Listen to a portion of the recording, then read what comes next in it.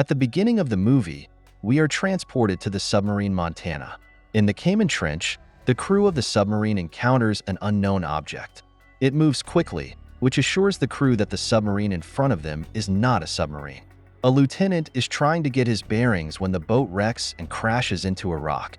The man gives orders that allow the vessel to stay afloat. However, disaster is imminent and the lieutenant sends a beacon to the surface. A rescue team, including 2 helicopters and 1 ship, arrives at the crash site. Kirkhill demands that the boat simply float to a more accessible depth, but this decision is criticized by Lindsey Brigman. The action shifts to an underwater oil extraction station. Bud Brigman, a senior worker on the platform, receives a message from above. The military obliges the station employees to help in the rescue operation as the submarine crew is nearby. Bud agrees to the terms and monetary compensation for the employees. However, the hero is not ready to risk their lives, so he warns that in case of danger he will call the team back. At sea, a hurricane begins, which partially complicates the rescue operation. The platform slowly moves to the supposed crash site of the Montana. Lindsey contacts the hero and criticizes him for a rash decision. The girl is worried about the station, which she herself designed. The relationship between the couple is not going well. Meanwhile, Lieutenant Coffey and his people, as well as Lindsey herself, also dive underwater to keep an eye on their creation. Lisa Standing, an employee of the station, hums a cheerful tune and approaches the right spot. Lindsey docks with the oil station and warns the crew that they now need to stay here for at least 3 weeks so they can decompress safely. Meanwhile, the military prepares for a rescue mission. Lindsey communicates with her spouse and assures him that he needs her during what is happening, otherwise the plan may be jeopardized. The hero responds by speaking unflatteringly about the girl, and the station premises are filled with their disgruntled and unintelligible shouts. Bud is sure that the girl was worried about him, but Lindsey replies that she is more concerned about the platform. Angry at this attitude, the hero goes to the bathroom and throws away his wedding ring. However, just a second later, Bud returns and puts it back on. The platform finally reaches the right place. The military gives orders to the crew, and everyone, including Lisa, will have to go to the bottom and help evacuate people. It turns out that there are 156 people on the Montana.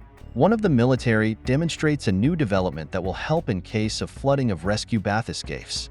Scientists have invented a special liquid that can be breathed. The platform crew and the military begin their descent into the abyss. Lindsey is ahead of everyone and is the first to find the submarine. The girl is confused by the damage to the submarine, as it is hard to imagine what could have caused it. The rescue team heads to the bow of the vessel and makes their way inside. The first finds turn out to be less than viable. Coffey feels strange symptoms after the dive, but tries not to give any sign. Catfish, a Vietnam veteran working on the platform, talks to Bud and reports that all is perfectly fine. The rescue team has about 14 minutes to investigate the Montana. Bud leaves his nervous partner and explores the remaining compartments himself. Jammer's lights suddenly go out, making him even more nervous. The man suddenly sees strange glowing tentacles in front of him and tries to escape, but hits his head. Bud rushes to his friend's aid and can't understand what happened. Catfish helps reduce the amount of oxygen to make Jammer come to his senses. Lindsey also sees a strange glowing object rapidly floating away into deep water. The girl helps get Jammer to the platform. It turns out that the man has fallen into a coma. Lindsey talks to her husband about a strange object she saw. The girl is sure that this creature frightened Jammer into a coma. The military on the platform receive orders from above to destroy the Montana, so that the information about it did not get to the enemy. Bud learns that Coffey has confiscated one of the bath escapes and descends to the depths. Soon a violent storm is brewing on the surface. The platform, attached by a cable to the ship, is carried rapidly toward the cliff. Communication between the surface and the deep is lost due to the crane crashing. Lisa, who is outside the platform, tries to save herself. Fortunately, the crane doesn't land on the platform itself. However, it begins to slide down, pulling everything down with it into the abyss. People are desperately trying to escape. From the damage, the compartments are flooded with water, and somewhere a fire starts. Bud tries to save the team, but everything happens too fast. The hero himself miraculously manages to survive. The wedding ring does not allow the door to close, and Catfish frees Bud. The platform gets stuck, snagging on rocks. Lindsay surveys the damage and reports that they don't have enough power to turn on the heater. Bud admires his wife's dedication and is glad to have her around. Lindsay steps out to assess the damage, and a strange glowing object is again near her. Lindsay realizes that there is an alien in front of her, and there are a lot of them at the bottom. The aliens are friendly, but avoid getting in the pictures. However, Lindsay still manages to partially capture them. Back on the platform, the girl talks about what she saw and suggests that the creatures are intelligent. Bud tries to talk to his wife alone and reassure her that the situation is already stressful and she should not confuse hallucinations with reality. However, Lindsay swears that she really saw luminous beings, and she has no symptoms of hallucinations. The girl asks to believe her and go to the bottom of the crevice, but Bud apologizes and refuses her. Soon, from one of the employees of the station, the hero learns a terrible secret. It turns out that Coffee has a powerful weapon that is designed to destroy Montana, so that the development did not go to the Russians. This conversation is overheard by an upset Lindsay. The girl bursts into Coffee's quarters and demands an explanation. Slightly inadequate because of the pressure drop, the lieutenant behaves strangely, asks not to interfere in the affairs of the government, and threatens that everyone will have to obey him. Bud manages to prevent a scandal and gets his wife out of the cabin. Coffee keeps a gun behind his back the whole time. The hero realizes that the lieutenant is showing signs of psychosis due to the pressure and asks Lindsay to stay away from him. The girl decides to continue her alien research without Bud's knowledge. The half-crazed Coffee finds out about it through the security cameras. At night, the aliens decide to infiltrate the human ship. Bud and Lindsay see a giant translucent tentacle. However, it does not harm the humans, but instead tries to make contact. The creature copies Lindsay's face and facial expressions.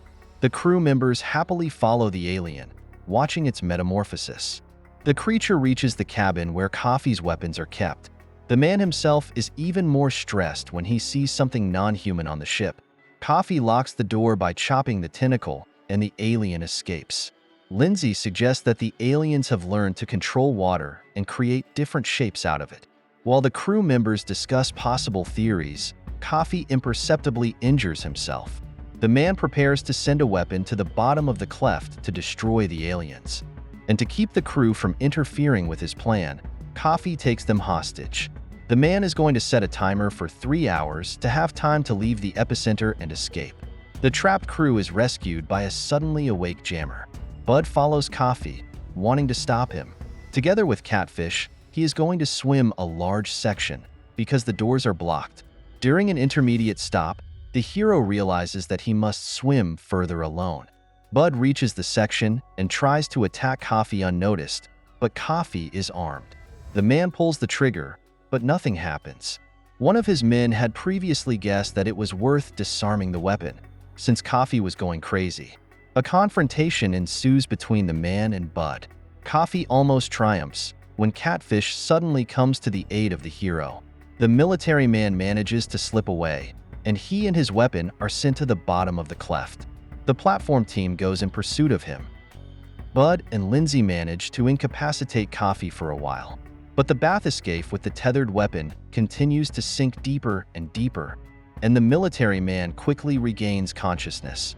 Coffee aggressively rams the hero's boat. The military man's bathyscaphe suffers severe damage and is flattened by the water pressure. Lindsay and her husband find themselves trapped. The girl proposes a dangerous plan, according to which Bud must put on a spacesuit, bring her to the platform unconscious, and then pump her out as quickly as possible. At first, the hero resists such an idea, but then realizes that they have no other choice. The people left on board prepare everything for the arrival and resuscitation of Lindsay. The whole crew realizes that Bud's attempts to revive his wife are fruitless. However, the hero continues to fight and a miracle happens. Lindsay begins to breathe. The weapon sent by Coffee must be neutralized. Therefore, Bud is put on a special weighted suit and taught to breathe with the help of a special liquid. The pressure the hero is under is intense. Lindsay tries to distract him from his symptoms by talking and cheering him up. At great depths, Bud begins to see light and for some reason feels much better. The hero gets to the device and a problem arises. He needs to disarm the blue wire with a white stripe, not the black one with a yellow stripe. However, at depth, Bud can't distinguish the colors. The hero chooses one of the wires, but changes his mind at the last moment.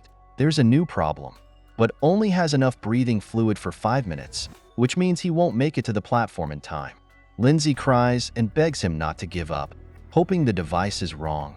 Bud admits that he knew about this outcome and went willingly. Lindsay cries as he confesses his love for her. A short time later, an alien appears in front of Bud and saves him. The beings make it clear that they appreciated the hero's sacrificial act. The alien city surfaces, bringing the platform and Bud to the surface. This is the end of the movie. Thank you all for watching this video to the end. Give this video a like. Write in the comments what you think about this movie, and see you in new videos.